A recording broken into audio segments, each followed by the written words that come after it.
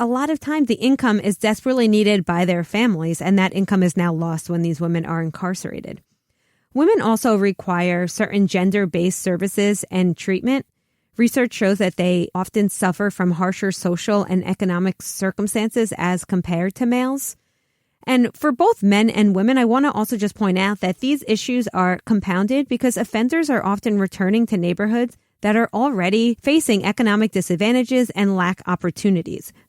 Going back to that cycle, that catch-22, it's really hard for an individual to try to survive after incarceration with all of these barriers. But there are things that we actually can do. So I think a great point right now is maybe we talk about some of the policy recommendations. We've been doing it as we go along, but the causes of these racial disparities in the system, they're very complex and deeply rooted. However, the good news is that there are some things we can do to reduce both the existence and the effects of racial bias in the criminal justice system. It's not going to eliminate racism, or it won't necessarily get to the whole root cause, but we do think that there are practical measures that can certainly improve the situation.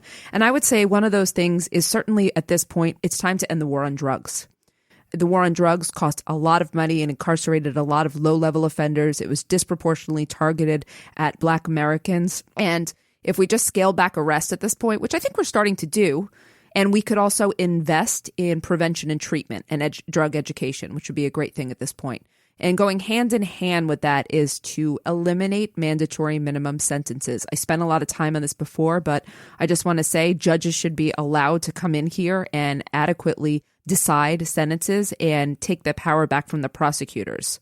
So that's another very, very practical outcome. We can reduce the use of cash bail, as I said before.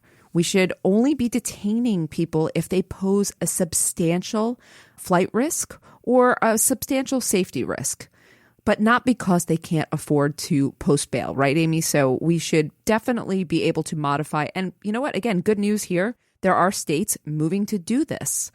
Yeah, I think that one of the issues when it comes to a lot of these is states have the authority in a lot of these areas. There's no federal guidelines and oversight, really. So we see some states that are doing a really good job in certain areas, such as cash bail, and some that aren't doing as good of a job.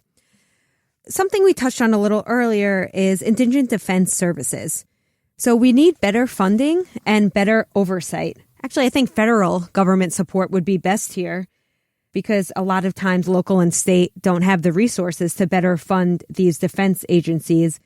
But we need to address the shortcomings of the jurisdictions that are failing to meet the established guidelines, such as reducing caseloads and having more professional training, more support, and more funds for people that are trying to adequately defend these individuals. Oh my gosh, again, please watch Gideon's Army on this one, everyone. This is a huge one, and I think one that is very topical at the moment. We need to develop and implement training to reduce racial bias, particularly in our criminal justice system.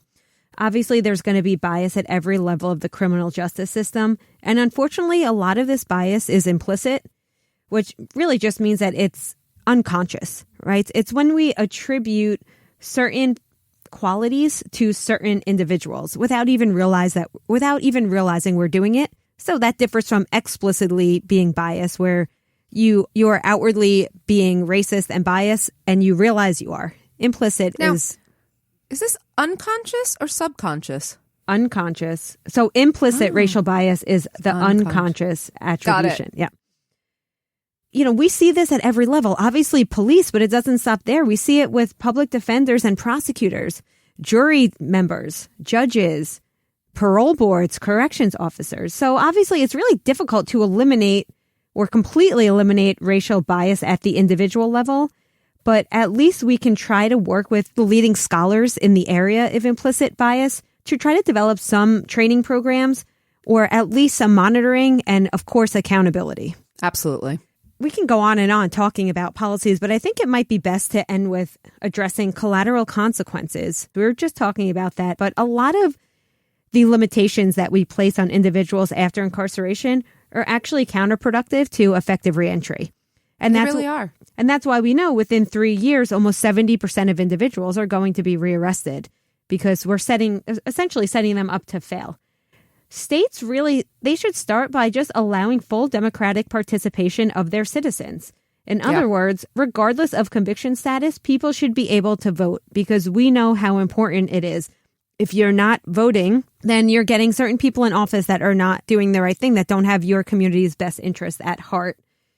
We need to obviously allow people to vote, but we also need to look into the employment restrictions, education, housing. We need to encourage reforms at the state level to help support people upon re-entry and not hinder their success. And again, there's a practical thing you can do. Practically, you can ban the box. The question that asks, have you been convicted of a felony that usually discriminates against people? New Jersey's decided to ban that question. And this is another example of practical policy reform, things we can actually do.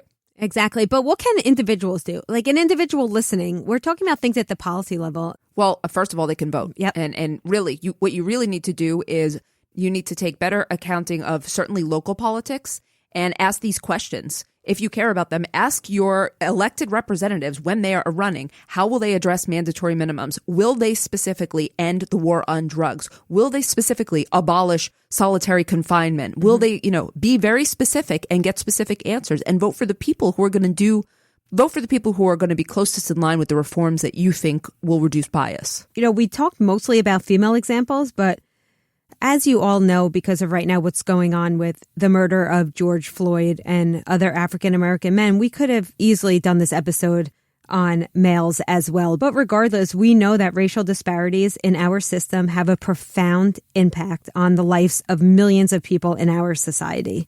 So what can we do? We talked a little bit about policy. It's really hard to eradicate systemic racism.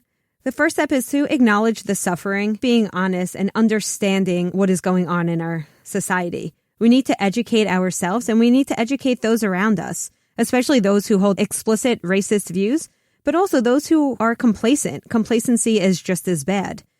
You don't want to stand up and be an ally only when it's convenient or only after a tragedy such as the murder of George Floyd. We need these issues to always be at the forefront of what we're doing.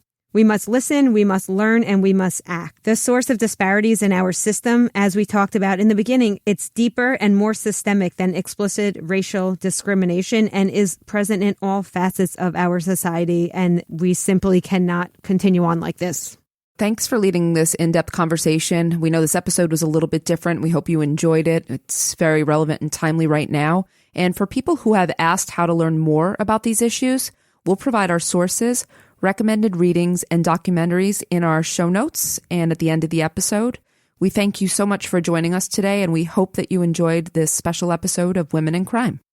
Sources for today's episode includes the Bureau of Justice Statistics, the Federal Bureau of Investigation's Uniform Crime Report, the Sentencing Project, the New York Times, the National Registry of Exonerations, and the Innocence Project. Some notable documentaries include 13th and When They See Us. Recommended readings includes White Fragility by Robin Diangelo, Why Are All the Black Kids Sitting Together in the Cafeteria and Other Conversations About Race by Beverley Daniel Tatum, White Rage by Carol Anderson, The New Jim Crow, Mass Incarceration in the Age of Colorblindness by Michelle Alexander, and Just Mercy by Brian Stevenson.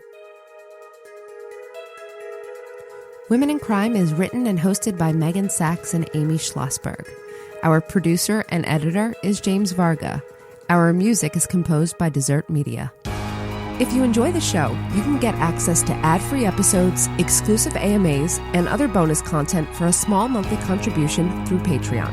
To find out more, visit patreon.com/womenincrime.